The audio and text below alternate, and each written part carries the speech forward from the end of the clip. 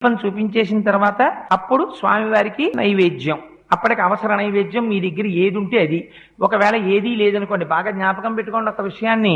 మీరు రాత్రి ఓ అరడజన అరటిపళ్ళు తెచ్చుకుని అందులో 2 తినేశారనుకోండి, మిగిలిన 4లో ఒక పండు నైవేద్యం పెట్టకూడదు, ఉచ్చిష్టం అవుతుంది.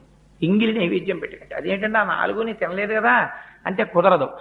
ఒకే అంచుకు వేలాడుతున్నటువంటి పళ్ళలో కొన్నిటిని మీరు తిని కొన్నిటిని నివేదన చేయడానికి వీలు లేదు. కానీ ఒక అరడజన అరటిపళ్ళు తెచ్చి 2 తుంపి పూజ గదిలో పెట్టి 4 పళ్ళు మీరు తింటే దోషం లేదు.